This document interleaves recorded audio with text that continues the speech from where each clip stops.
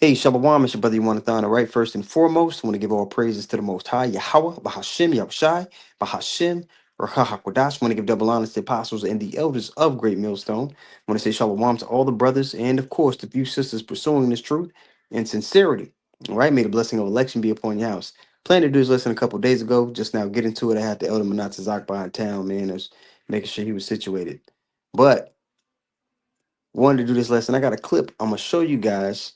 Now, the lady in the clip, she's not a woman that I believe fears Yahweh by Shem Yahushua. Nonetheless, what she's gonna say is true, and we're gonna respond to it through the Spirit. And Abaratazada lesson is edifying. So, with no further ado, here's the clip. Your husband has significantly more authority over you than your father could ever. Your father was part of your birth. Your husband is your actual head. You and your husband are one. You were never one with your father. Women have the most difficulty playing their role because you have decided, based on what you've been indoctrinated, as I like to say, hoodwinked, tricked, and bamboozled into believing, is that somehow you and your husband are on par in that relationship. You are not. Your husband is your actual head. In the spiritual realm, you're not seen as two people. You're seen as your husband, as your head, and you're the body. And with that being said, that means that as your head directs you. So yes, your husband has the right to tell you what to do, where to go, what to wear. Yes, he does. And this whole attitude, well, he's not my daddy, he can't tell me what to do. Ladies, that is, first of all, it's just ignorance to say things like that. Number one, your husband has significantly more authority over you than your father could ever.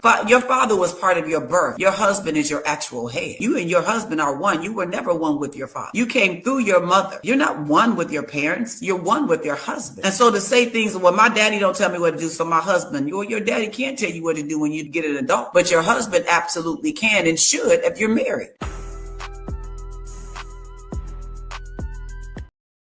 All right, man. I want to now. The title of this lesson is called "Traces of Feminism Holding You Back." Okay, because in order to cross the finish line of salvation, you one have to be a part of something bigger than yourself, which is going to require faith, which is what the Lord is looking for when He returns. So you got to understand, that it's not about you. Now I want to go to Genesis 2 and 18, where it says, "And the Lord God said, it is not good that man should be alone, and I will make an helpmeet for him." Let's go look up that word helpmeet.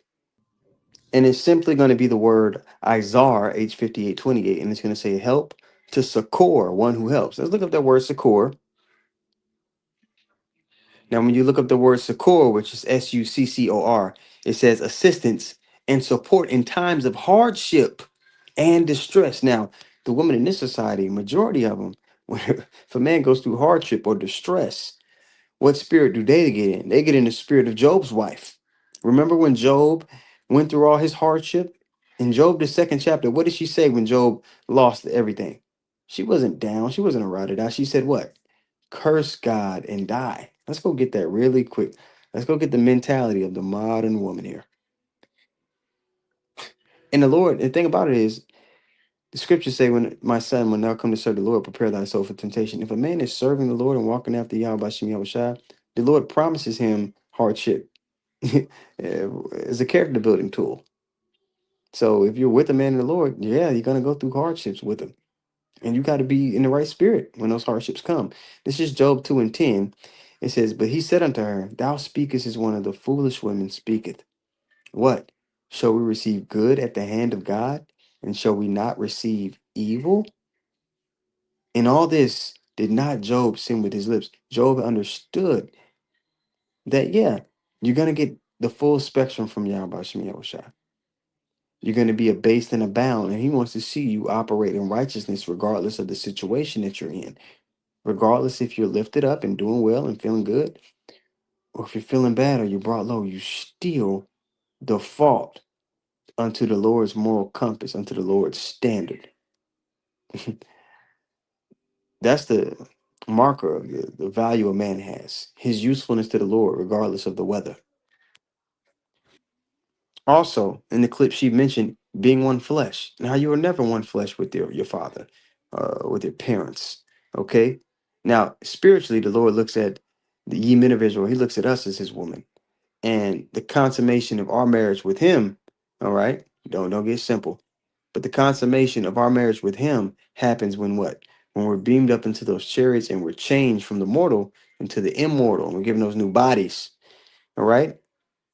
The sealing of marriage, the sealing of becoming one flesh, is sex. Simply put, of course, the families in ancient Israel, they would get together, they would outline contracts between one another so that, it was mutually beneficial. The family businesses could profit off of one another. Wills were, written down, all those things.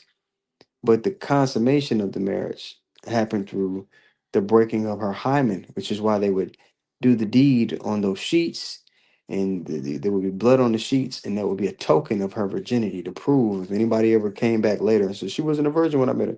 No, they have the tokens of virginity. There was a protection for the woman, okay? Because there was a law on somebody who you know there were laws on how to deal. You know what it is. There were laws on how to deal with women, man. For adultery, or if she wasn't a virgin, things could be disannulled. Or if a woman committed adultery, she could be put to death. And the man, okay, there was a standard when we were sovereign. Right now, we're not sovereign. And we're not going to be sovereign again until the Lord returns and puts us back in the land. When the Lord does it.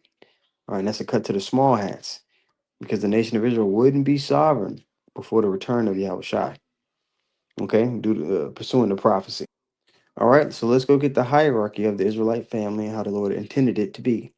Okay, because again, she mentioned in the clip that most women today, they think, oh, me and my husband, we're partners, we're 50-50, we're equal.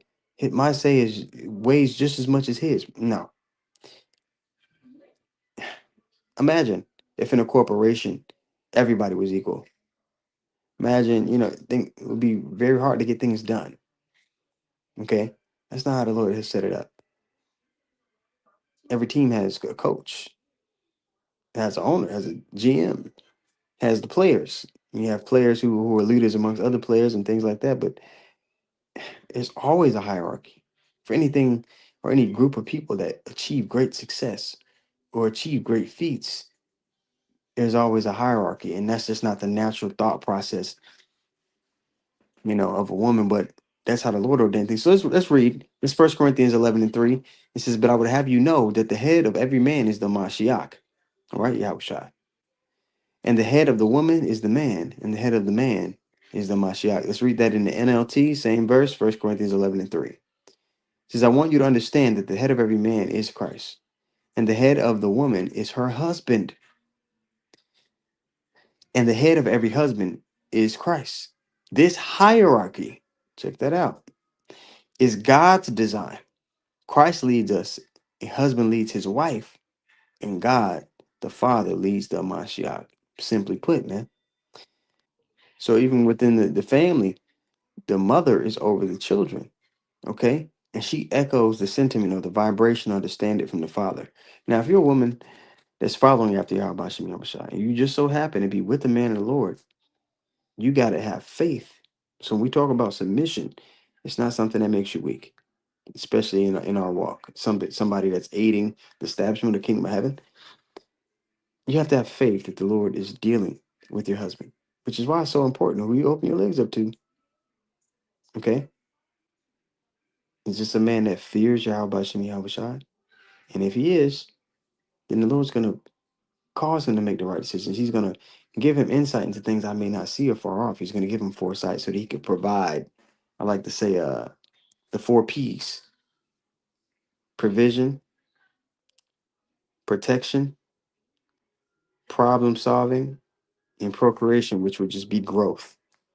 Okay, for the women in procreation, you're going to bring forth children, man. You're going to grow in the spirit. You're going to help raise those children up in the spirit so that the family of Israel, comes on a higher level in these days. You know, uh, a man of the Lord is going to provide those things, which in the scriptures is food, raiment, and duty of marriage. Okay, those things pretty much blanket everything I mentioned. Okay, so faith. Again, it all boils down to faith, and it's not gonna be. It's rare to come across a woman who is endowed with that gift. All right, so let's go to Ephesians 5:25. Bear with me really quick while I get it. Ephesians 5:25.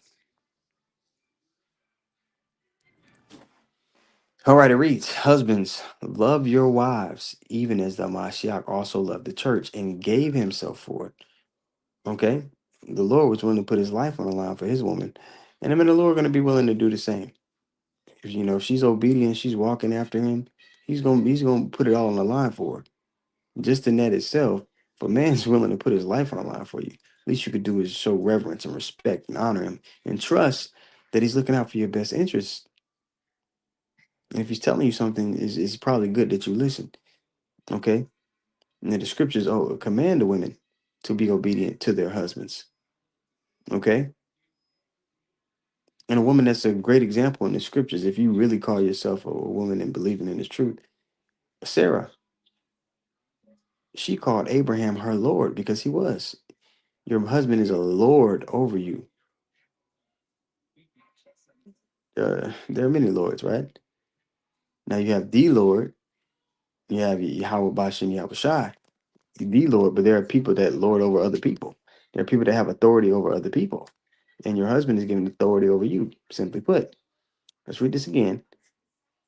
Ephesians 5. Yeah, so if you call yourself a woman of truth, like the elder Yeshua likes to say, refer to your husband as Lord. And if that makes you feel funny inside or make you cringe a little bit or shrink back, you got work to do. Ephesians 5 and 25. Husbands, love your wives, even as the Mashiach loved the church and gave himself for it, that he might sanctify and cleanse it with the washing of the water by the word, that he might present it to himself a glorious church, not having spot or wrinkle or any such thing, but that it be holy, meaning to be separate, and without blemish. So ought men to love their wives as their own bodies. He that loveth his wife loveth himself. So there's a particular conduct that a man is going to have towards his woman. He isn't going to be cruel or brutal towards her, but there's going to be times where he has to be firm and stern. Okay, so that the standard that the Lord has set is adhered to within his home. That's necessary. And sternness, a lot of women will get that confused. Oh, you don't love, you don't treat me. No, there's a time and a place for everything. But dealing with a woman in this society who has all this prior programming of how things are how relationships are supposed to be, you have to be pulled out of that. And a lot of times, it's going to require some sternness or breaking of habits. And we're not perfect. We got habits we need to break. But if you're especially if you're dealing with the man of the Lord, he understands. Okay, there's certain things I need to clean up. There's certain things that we probably should abstain from. Not everything is expedient. Even though something may not necessarily be breaking the law, maybe it's not a good situation for us and where we're at spiritually. A man that Yahweh Shah is dealing with will be able to recognize those things. You know, uh, let's keep going here. Ephesians 5 and 29. For no man ever yet hated his own flesh, but nourisheth and cherisheth it, even as the Lord the church. For as we are members of his body, and of his flesh, and of his bones, for this cause shall a man leave his father and mother, and shall be joined unto his wife, and they two shall be one flesh, meaning in agreement and on one accord.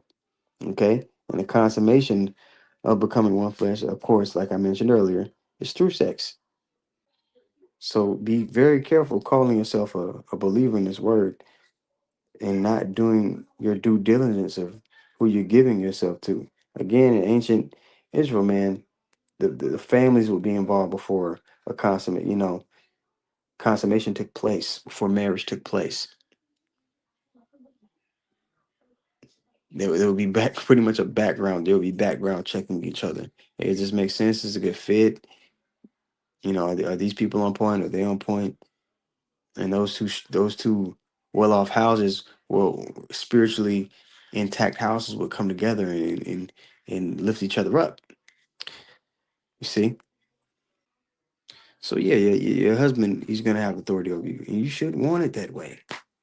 Okay, the Lord wants it that way, but you got to have faith and trust that the man the Lord has in your life, you know, is leading you in the right direction. And you got to know that if he fears Yahweh Shem Yahweh Shai, if he's being diligent, especially if you're talking to a man that's teaching, He's locked into the word. He's applying it to his life. He's not going to be perfect. Neither are you. Um, Doing his lessons, he's focused. You got to trust that the Lord, that He's leading you in the right direction. And it's not going to always be comfortable. It's not always going to make you feel good. But you got to understand that's just a part of your walk. Being a wife of a prophet, you're going to be neglected sometimes because he has to tend to his husband. And we're getting close to that threshold of Jacob's trouble, the MLTB being made mandatory, World War III going nuclear. We're getting close to that threshold to these major prophecies. So being with the man of the Lord in this day and age, you're not going to get the time that a regular woman in the world would get. But you're going to be rewarded for, not making it hell for that man, letting him fulfill his purpose. You're going to be a mother in Israel. And when I say that, a mother in Israel, I mean the elect lady. There's going to be a batch of women who also get beamed up and changed. And they're going to be the first generation of women in the kingdom of heaven. And the same way carnally women look at Beyonce in this world, they're going to look at the mothers in Israel, the elect women of Israel, like, oh, this is an example of what a woman is supposed to be. You want to be a part of that batch of women. You understand? Now, another thing, mention this briefly here. Isaiah 4 and 1. The scriptures talk as prophecy that the elect men of Israel, women are going to be cleaving to them. So they're not going to have just one woman. Don't be one of those women that are with the man of the Lord and you get to the finish line. And because the Lord already ordained this prophecy to come, and your man has other women, and he's using him as an umbrella to save particular spirits that he wants to save, because the Lord's going to use the men to save women. A man should be a hiding place from the wind. So don't be one of those sisters who made it to the finish line, then you bug out, you trip out, because when that prophecy plays out. First off, you know that prophecy was going to play out if you've been here. Secondly, don't be in the spirit where you just don't want to think about it. Meditate on it. How are you going to deal? Most of women, they don't even want to have that conversation. Well, talk to your husband about it, man. Hey, well, I know this is going to happen. I want to be delivered. I want to be on one accord with you. You know, have those conversations so you guys can, have an understanding that things aren't awkward or weird. And even if they are awkward or weird, it's not about you. It's not about him. It's about what the Lord is doing. So, you know, as the scriptures say, I wish everybody could make it, but some people aren't going to do the work. It takes inner work. The fight we're fighting now, the tail end of our grace period, is with the inner man. You gotta kill him. You gotta kill that old man right now. If he's still lingering there limping, even if you've been doing the work, he's still limping in the background. You gotta finish his ass off now. That's for the brothers and for the sisters. You understand? So I pray the Lord be with you, sisters. Pray that He strengthens your mind so that you could be in the right mindset as things begin to play out and the heat gets turned up. I pray for praying for the brothers and all the believers every day. I brought this out, I make it. And I pray that y'all believers, y'all pray for me as well. Um, we're about to this we're about to take the test, man. All the practice and rehearsal, man, it's almost up. So Abaratazah, man, the listeners edifying. I want to give all praises once more to Yahweh, Bahashim Yahushai, Bahashim, Ruach HaKodash. Want to give double honors to apostles and the elders of Great Millstone. Want to say shalom to all the brothers and, of course, the few sisters pursuing this truth in sincerity, all right? May a blessing of election be upon your house. Shalom.